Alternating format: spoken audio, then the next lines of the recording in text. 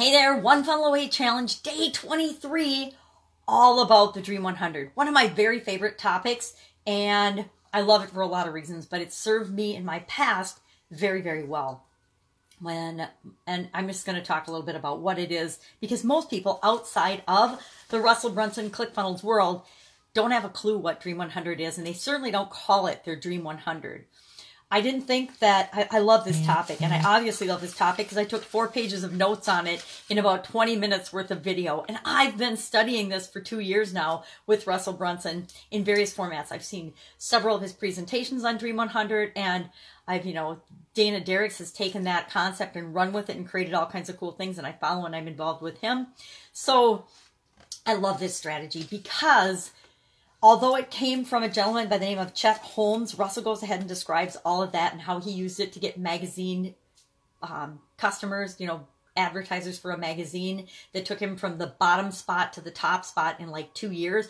But the cool part about that was he did it for 6 months and got nobody and nothing, crickets. So when you start this strategy, and I've started it, and sometimes I have crickets, but now I'm not having crickets anymore. I'm getting a lot of actually momentum with it, which is really, really exciting.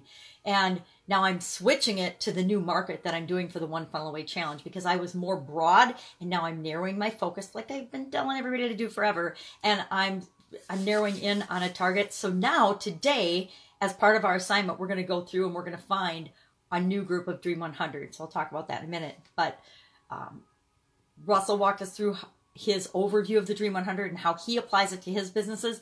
And the Dream 100 is the foundation of everything they do at ClickFunnels. Remember, ClickFunnels is a billion-dollar business, right? Crazy, in 4 years.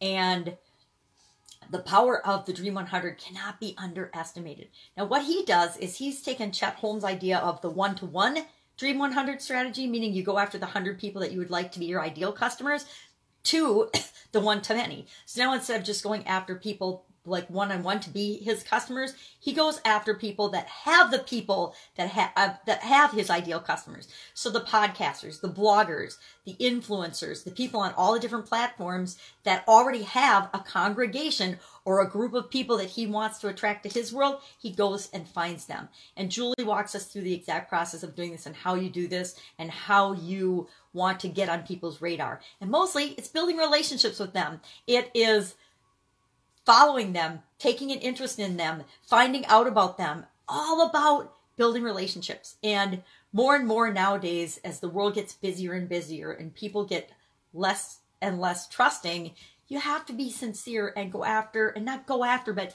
build relationships with the people that you really want to work with. The people who've got the people who you can really benefit with your products or services. Because people that have audiences, Pajamagram included, are really protective of our audience. We're really protective of our people, and we're only going to bring people to them that we know have something to offer them. I, for example, have a podcast, Pajamagram, a podcast. I only interview people that I know are going to benefit my listeners. It's got to be a business that is growing and somebody that's trying to grow their business and share the lessons that they've learned. Or it's got to be a service provider that can offer something to people that are trying to grow a business. But it's got to be, I vet it, it's got to be a good, or they have to have a really good message or something to teach people, or they have to have a really good service and be a really good service provider before I share them with my audience. And that's how all influencers are. And I'm not even an influencer. I just happen to have a teeny weeny little podcast where I like to interview people.